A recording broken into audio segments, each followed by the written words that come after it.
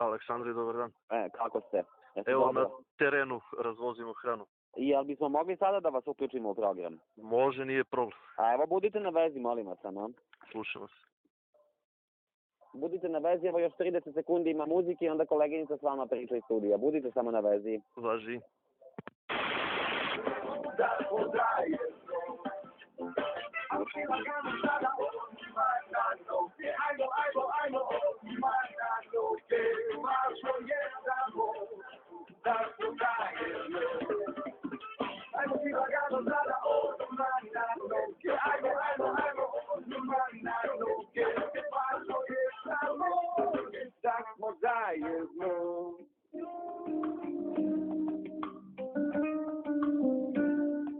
Rekli smo da ćemo o volonterima i u nastavku jutarnjeg programa izdanje za četvrtak 2. april. Tokom same emisije, odnosno malo po završetku našeg današnjeg pitanja jutra, primili smo mail: poštovani, slušam vaš jutarnji program, radim kao volonter pri Crvenom krstu u Pirotu, a kako sam član kriznog štaba u gradu, jer sam i radio amater, moje ime je Milan Radovanović, hteo sam da se uključim uživo u program, opišem rad volontera koji vam je tema jutros, ne mogu da vas dobijem, ali evo Milane, dobili smo mi vas. Dobro jutro, dobar dan. Dobro jutro vama i vašim slušalcima. Kolega radioamater u Pirotu i u okolini radioamateri izuzetno aktivni i važni i verujemo u ovim trenucima posebno važni. Naravno, naš radio klub i mi kao radioamateri i naši građani Pirota i okoline su se priključili odazivu gradskog štaba Pirota kao volonteri. Tako da neki pomažu direktno pri Crvenom krstu kao što sam ja, a imamo i građane koji direktno putem kontakt telefona ili svojim komšijama pomažu kao volonteri u ovom teškom trenutku. Vi ste dakle i volonter pri Crvenom krstu u Pirotu. Dokle sve stignete, kuda sve stignete i kome i kakvu pomoć nosite? Pa mi nosimo pomoć najstarijim našim sugrađanima koji su već bili korisnici Crvenog krsta u hrani ili dotur lekova ili već po spiskovima kriznih štabova po selima se uz pomoć tih njihovih, da kažem, predsjednika mesnih zajednica primimo neki spisak šta im je najpotrebnije u selu i to im dopremimo u toku dana ili sledećeg dana.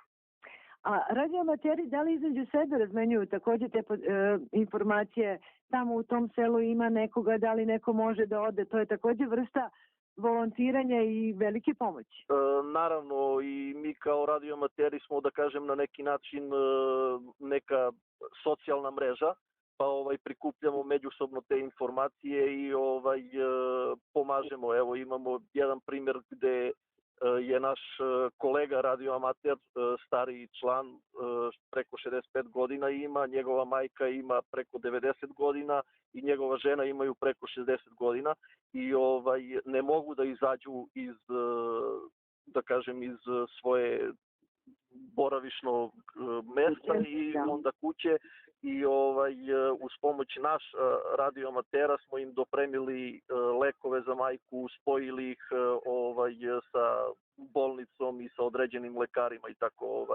Uvek se trudimo da pomažemo našim sugrađanima i evo i preko Crvenog krsta, pošto sam vozač koji je vršio dostavu hrane je stariji čovek preko 65 godina i u ovom trenutku ga ja menjam kao vozač.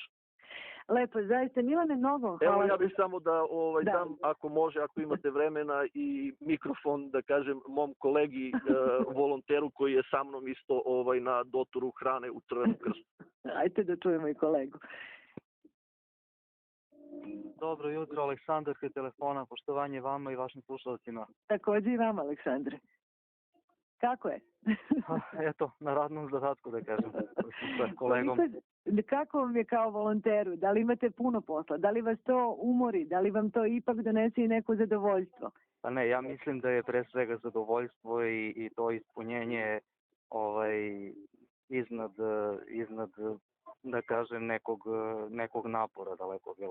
A da li Ne, se uvek smo plašite, to- s obzirom da je ovo sada nešto vrlo specifično, nikada ranije se ovako nešto nije dešavalo, stalno se govori o tom nevidljivom neprijatelju, ima li straha kod volontera? Pa iskreno mislim da nema straha, da je negde prisutniji oprez kod svih nas. Da. Strah nije prisutan, ne bih rekao. To je moj utisak. Lepo, zaista. Aleksandre, najlepše vam hvala. I hvala i Milanu Radovanoviću, kolegi, da kažem, radioamateru iz Pirota, koji nas je kontaktirao, pa onda smo mi kontaktirali njega, evo jednog lepog primjera. Halo, hvala vam najlepše. Hvala i vama, svako dobro, Prijetno. prijetno.